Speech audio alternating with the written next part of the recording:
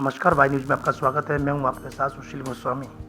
आज खास मुलाकात में हमारे साथ हैं मथुरा के महर्षि दयानंद जिला चिकित्सालय के मुख्य चिकित्सा अधीक्षक डॉक्टर मुकुंद बंसल। आज हम आपको बता दें कि 4 फरवरी यानी विश्व कैंसर दिवस है और कैंसर एक ऐसी बीमारी है जिसकी वजह से पूरे विश्व में लाखों लोग इसकी चपेट में आते हैं और ये बीमारी अभी तक लाइलाज है। हालांकि अगर सावधानियां बरती जाएं और दृढ़ इच्छा शक्ति हो तो इस बीमारी पर जीत भी पाई जा सकती है। ये बीमारी खासकर किन कारणों से फैलती है और किन चीज़ों का अगर हम ध्यान रखें तो इससे बचा जा सकता है। आइए जानते हैं डॉक्टर मुकुंद बंसल से। सर बताइए, विश्व कैंसर दिवस है आज, तो ये कब से इसकी शुरुआत हुई और इसको मनाने का उद्देश्य क्या है? आज 4 फरवरी को बर्ड कैंसर डे के रूप में हम इसको मनाते हैं। बेसिकली ये एक union for international cancer control एक वर्ल्ड सोसाइटी है। ये एक बहुत बड़ा प्लेटफॉर्म है। इसको अवेयरनेस जागृत करने के लिए कैंसर के बारे में, जो इसके कारणों का और इसकी जागृति फैलाने का एक बहुत बड़ा मंच है। और आज हम सब इसको, आज हमने भी अपने यहाँ पे जो है वो बर्ड कैंसर डे के रूप में आज 4 फरवरी को मनाया है।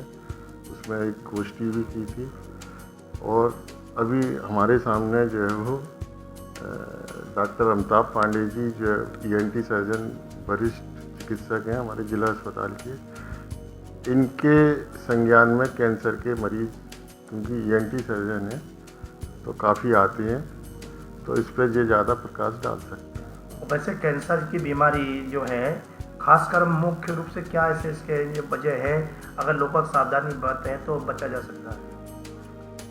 एक्चुअल में जैसे सेवन करते हैं, ये कैंसर एक ऐसी बीमारी है जिसका जनरली प्रारंभिक अवस्थाओं में इसका पता नहीं लग पाता, मगर एक सामान्य सी बात यह है कि यदि अब जैसे ब्रज क्षेत्र में इस नॉर्थ इंडिया में हम लोग तंबाकू का सेवन ज़्यादा करते हैं, यदि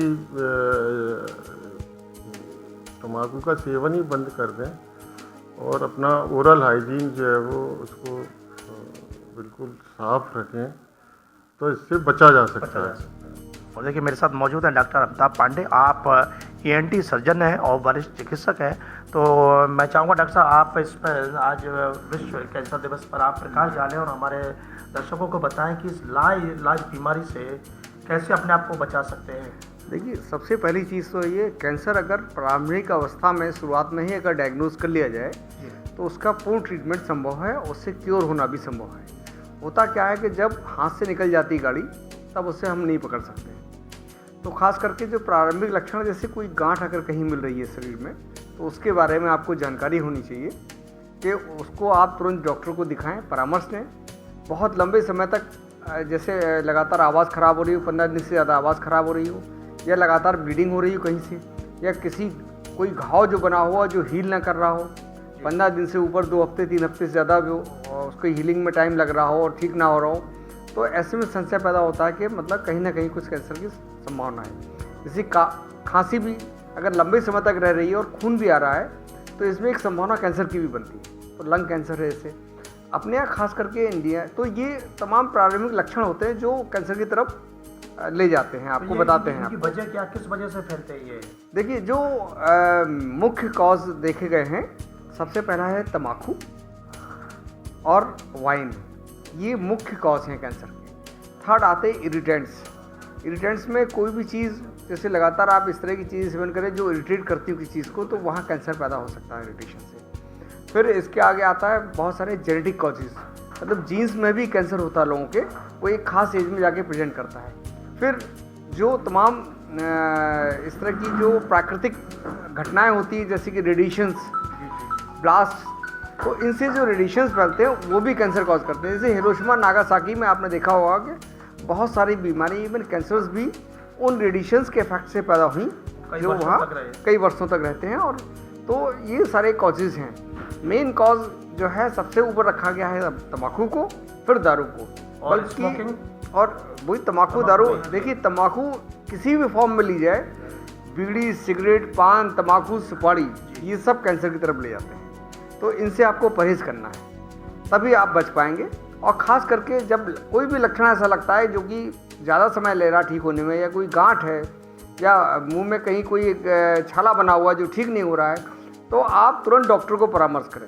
इसमें ये नहीं कि आप लेट करें। देखिए इंडिया में सबसे ज़्यादा चूँकि टोबैको चिपिंग बहुत ज़्यादा है, पान, सुपारी, तम्बाकू, बीड़ी, सिगरेट, तो आप देखते होंगे ओरल कैंसर्स बहुत ज़्यादा हैं, थ्रोट कैंसर्स बहुत ज़्यादा हैं। उसके बाद आता है ब्रेस्ट कैंसर, फिर लंग कैंसर, फिर सर्वाइकल कैंसर, ये कॉमनली इंडिया में मिलते हैं। फिर और रेयर कैंसर्स हैं, और लेकिन ये इनमें बस मेन चीज़ ये है कि आपको जैसे लेडीज़ में प्रॉब्लम हुई तो वो अपने प्राइवेट पार्ट्स को दिखाना नहीं पसंद करती हैं, पर अगर वहाँ प्रॉब्लम है तो दिखाना चाहिए।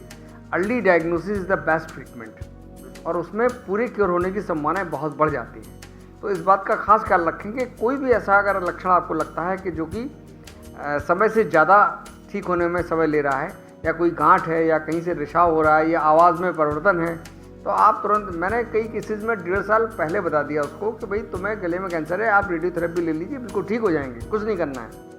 तो सुना आपने डॉक्टर अमिताभ पांडे ने बड़े ही विस्तार के साथ और बड़े गंभीरता से ऐसी बातें बताई हैं जिसकी कैंसर की वजह से बचा जा सके। और जो मुख्य बातें जो रही वो ये है कि एक तो सबसे पहले हमें जागरूक होना है, दूसरी बात डॉक्टर की सलाह हमें 100% माननी होगी।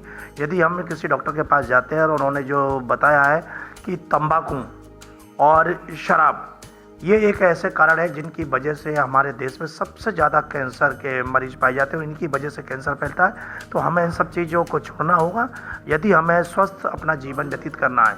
और कुछ बात और रह गई है, बता रहे हैं। अभी रिसेंटली जो है मतलब नोबेल प्राइज़ 18 का जो मिला है वह कैंसर की इम्यूनोथेरेपी के ऊपर मिला है। तो अभी ये मतलब विकसित की जा रही है, और ये देखा गया है कि अगर 24 घंटे का निर्जला व्रत आप रखते हैं तो आपकी टी हेल्पर सेल जो है इतनी हाइपर एक्टिव हो जाती है कि 1000 कैंसर सेल को वो खा सकती है, एक सेल। तो इसलिए ये एक इम्यूनोथेरेपी रिसेंट, अभी तक 3 थेरेपीज़ हैं, एक रेडियोथेरेपी, एक सर्जरी, एक कीमोथेरेपी, जो जिस पे बेस है पूरा आपका कैंसर का ट्रीटमेंट। चौथी अभी जो इम्यूनोथेरेपी आई है जो मैं बता रहा हूँ उसके बारे में, और ये कंक्लूजन ड्रॉ किया गया है कि अगर साल में 20 दिन आप 10 घंटे का निर्जला व्रत रखते हैं तो आप कैंसर को जीत सकते हैं।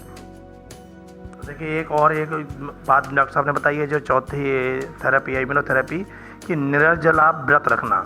और हमारे जो भारतवर्ष में तो सनातन धर्म के लोग ज्येष्ठ मास में एकादशी आती है, निर्जला एकादशी का व्रत रखते हैं, तो कहीं ना कहीं हमारे पूर्वजों ने धर्म से इन चीज़ों को जोड़ा, तो विज्ञान भी इनको स्वीकार करता है। और आज इस कैंसर पर जीत मिलने के लिए, उसको रोकथाम के लिए बहुत बड़ी बात बताई है कि यदि हम 24 घंटे में 10 घंटे का भी अगर निर्जला व्रत रखते हैं तो काफ़ी कारगर साबित होगा इस कैंसर के।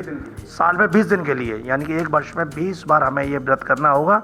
और अगर ऐसा हम करते हैं तो निश्चित एक कहावत है कि धर्म की धर्म और कर्म की कर्म, यानी अपने शरीर में हम ऐसे सेल से स्थापित कर सकते हैं जो इस बीमारी से लड़ेंगे, और आपको काफ़ी लाभ भी मिलेगा और आपका एक पुण्य कार्य भी संपन्न होगा।